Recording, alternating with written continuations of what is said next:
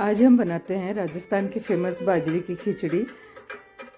और वो भी बहुत ही इजी तरीके से मैं आपके साथ शेयर करूंगी किस तरीके से बाजरे की खिचड़ी को बनाया जाता है। राजस्थान में तो सर्दियों में इसे ज़रूरी हर घर में बनाया जाता है और लोग इसे बड़े शौक से खाते हैं। तो चलिए बाजरे की खिचड़ी बनाना स्टार्ट करते हैं। उसके लिए यहाँ मैंने ले ली है बाजरी या बाजरा, जो भी आपके यहाँ पर अवेलेबल हो आप उसे ले लें। पर बारीक वाली बाजरी का मैंने यहाँ पर इस्तेमाल किया है। उस बाजरी को लेने के बाद इसमें थोड़ा सा पानी का छींटा लगाकर 2 घंटे के लिए छोड़ सकते हैं।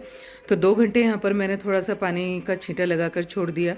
उससे ये बाजरी अच्छे से फूल कर तैयार हो चुकी है। उसके बाद हम इसे अच्छे से एक बार मिक्सी में डालकर पल्स मोड पर, यानी थोड़ा सा चलाएंगे फिर रोकेंगे, फिर चलाएंगे फिर रोकेंगे, इस तरीके से करते हुए हमें इस बाजरी को थोड़ा सा दरदरा पीस लेना है। बिल्कुल आपको बारीक नहीं करना है इसे, आटे की तरह हल्का सा इसे बस दरदरा सा कर देना है। और उसके बाद हम इस तरीके से इसे फटक कर जो बाजरी के ऊपर छिलके होते हैं ना, उन छिलकों को हटा लेना है। बाजरी को आप ये ना समझें कि इस तरीके से पल्स मोड में इसे थोड़ा सा पीसने पर ही बिल्कुल बारीक हो जाएगी, ऐसा नहीं है। पर क्योंकि हमें बाजरी के ऊपर जो छिलका होता है ना, उसे हटा देना है। तो इसी तरीके से आप फटक फटक कर इसका जितना भी छिलका निकाल सकते हैं उतना निकाल लें। उसके बाद अब ले लेते हैं चमला दाल। ये स्पेशली मेरी फ्रेंड की रिक्वेस्ट पर मैं रेसिपी लेकर आई हूँ। मेरी फ्रेंड को थोड़ी सी प्रॉब्लम हो रही थी इसे बनाने में, तो उसने मुझे कहा किस तरीके से बनाई जाती है, तो उसके लिए आज मैं शेयर कर रही हूँ। तो यहाँ ले लिए चमला दाल। यहाँ 1.5 कटोरी चमला दाल लेने के बाद उसे मैंने धोकर और भिगा कर छोड़ दिया है। अब बाजरे की खिचड़ी के साथ बनाते हैं कढ़ी। तो उसके लिए यहाँ 1.5 कप मैंने ले लिया है दही, और उसमें डाल देते हैं 3 चम्मच बेसन। उसके बाद सारे स्पाइसेस ऐड करेंगे। तो उसके लिए यहाँ डाल दिया है नमक, धनिया पाउडर, मिर्च और हल्दी। इस तरीके से डालने के बाद आप इसे अच्छे से किसी मथनी की सहायता से आप अच्छे से इसे मिक्स कर लें। ऊपर से ऐड कर दिया है यहाँ पर मैंने पानी। तो एक बार मैंने थोड़ा ही पानी का यहाँ इस्तेमाल किया है, और उसके बाद हम इसे अच्छे से एक बार के लिए मिक्स कर लेते हैं। बाजरे की खिचड़ी जो खाई जाती है ना हमारे यहाँ, उसको या तो मूली की सब्जी के साथ या फिर कढ़ी के साथ खाया जाता है। तो आप चाहें तो पकौड़ी वाली कढ़ी भी बना सकते हैं, पर मैंने पकौड़ी वाली कढ़ी नहीं बनाई है। सिंपल जो हम कढ़ी घर में बनाते हैं ना, बिल्कुल वही वाली बनाई है। अब ले लेते हैं यहाँ कुकर में पानी। तो उसको मैंने गर्म होने के लिए रख दिया है। उसके बाद जब पानी गर्म हो गया तो उसमें ऐड कर दिया है जो हमने बाजरी साफ़ करके रखी हुई थी ना, उस बाजरी को हमने यहाँ पर हल्का दरदरा पीस लिया था। उसके बाद उसको यहाँ पर ऐड कर लेते हैं।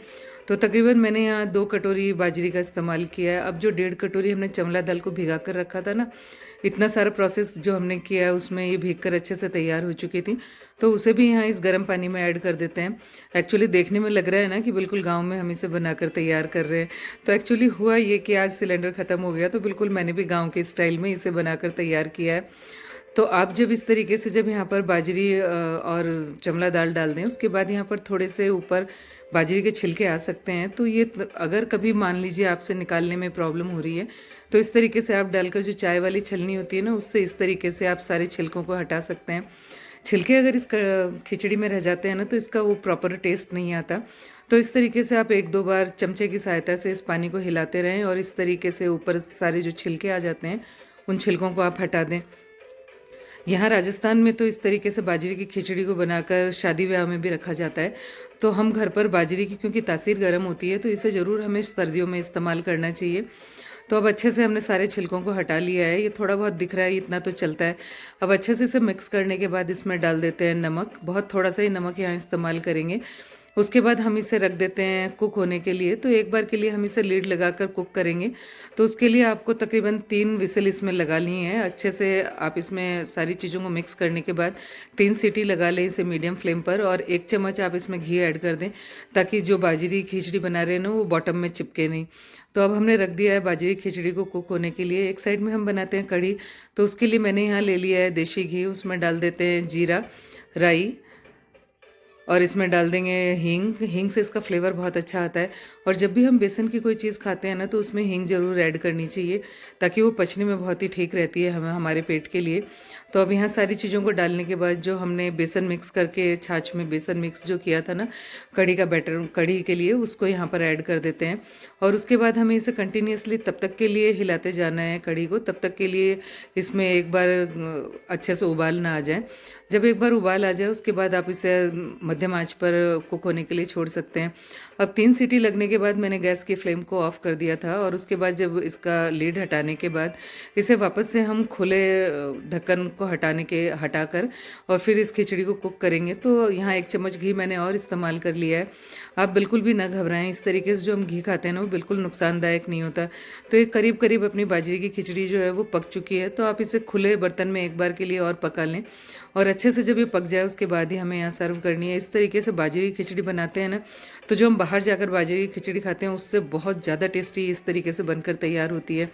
तो चमला दाल मैंने बता दी है मेरी फ्रेंड की रिक्वेस्ट पर कि किस तरीके की होती है। तो आप यहाँ पर दाल और बाजरी को ले लें और अच्छे से जिस तरीके से बताया उस तरीके से आप तैयार कर लें। अब बातों में कढ़ी भी बनकर तैयार हो चुकी है। ऊपर डाल दिया है खूब सारा यहाँ पर धनिया, क्योंकि अभी सर्दियाँ हैं तो इस तरह की चीज़ें बहुत अच्छी लगती हैं। इसे सर्व करेंगे हम लहसुन की चटनी के साथ। ये भी हमारे यहाँ की बहुत फेमस है। ऊपर से डाल देते हैं खूब सारा गुड़, क्योंकि बाजरे की खिचड़ी जो खाई जाती है ना वो बहुत सारे घी और बहुत सारे गुड़ के साथ खाई जाती है, तभी इसका टेस्ट आता है। देसी घी का आप यहाँ पर इस्तेमाल करें खूब सारा। वैसे तो मैंने यहाँ चम्मच से डाला है, पर हमारे यहाँ तो सीधे कटोरी से ही घी डाल दिया जाता है।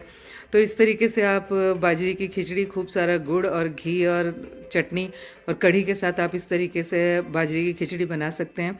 और ये राजस्थान की बहुत ही फेमस खिचड़ी है। तो आप इस तरीके से बाजरे की खिचड़ी को ज़रूर से इस सीज़न में बनाकर ट्राई करें, बहुत ही टेस्टी बनकर तैयार होती है। और आप एक बार बनाएंगे ना तो इस बाजरे की खिचड़ी के आप फ़ैन हो जाएंगे। और जब भी आपको रोटी बनाने का मन ना करे तो आप इस तरीके से बाजरे की खिचड़ी को बना सकते हैं और इन्जॉय कर सकते हैं। तो पूरी तरह से आज का हमने शाम का खाना बनाकर तैयार कर लिया है। तो आप इस तरीके से कढ़ी बना सकते हैं। मैंने प्रीवियसली वीडियो डाला हुआ है चटनी का, आप उसे देख सकते हैं। बाजरे की खिचड़ी बनाएं एंड एंजॉय।